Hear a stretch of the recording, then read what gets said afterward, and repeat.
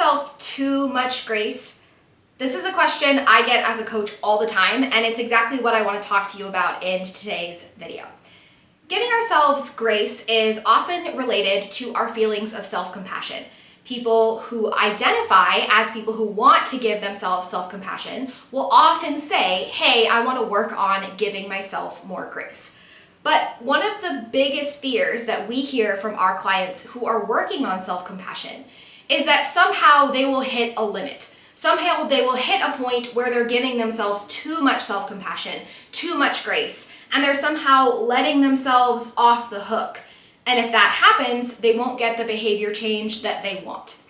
Now, this is something that I'm going to cover extensively in our Change Academy workshop for this month. Our Change Academy theme for the month of October is self-compassion. So if you are not a part of Change Academy, make sure you click the link below and join that so that you can join the workshop this month.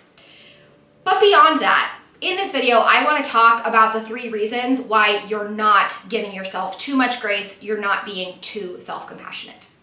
And the number 1 reason is because that's actually impossible.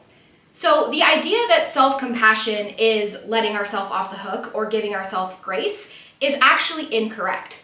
Scientifically, self-compassion is about understanding. It's about clarity. It's about looking at our previous actions and understanding exactly why we chose the option we chose in that circumstance.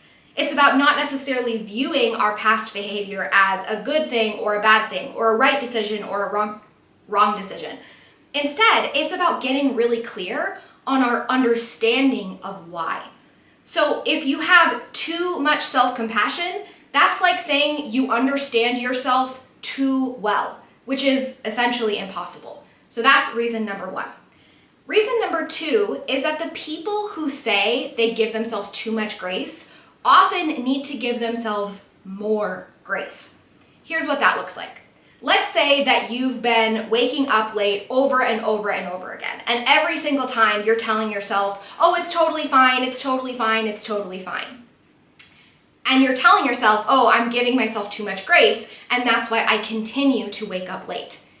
In that situation, you telling yourself, oh, it's fine, is actually not self-compassion at all. Telling yourself, oh, it's fine, doesn't get at the reasons why you're making that choice. It doesn't get curious about your sleep needs or why that might be the best option for you. It doesn't establish any of that clarity surrounding that decision. So that is why telling yourself, oh, it's totally fine, is actually the least self-compassionate thing that you can do. Now, I'm not saying you should beat yourself up for previous decisions. What I am saying is instead of just brushing it off and saying, oh, well, I'll work on getting up in the morning tomorrow, I want you to spend more time in reflection, like we do with our Alliance coaching clients, and spend more time really getting curious about why that behavior is happening. The 3rd reason why you probably need to give yourself more self-compassion is because self-compassion leads to future planning skills. So when you truly understand the obstacles that you encounter on a regular basis, and when you truly understand your behavior, you will be able to create better plans for yourself, and you will be able to direct your behavior better in the future.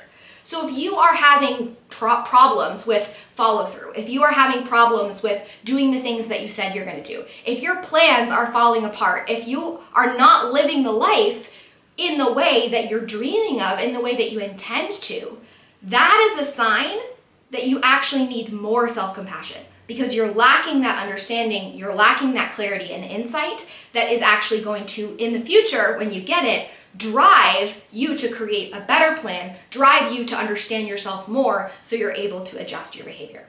So that is what I've got for you today. If you are a person who's out there and you're struggling with self-compassion, definitely jump in on our Change Academy workshop this month, because I'm going to spend an hour and a half. I already prepped the presentation.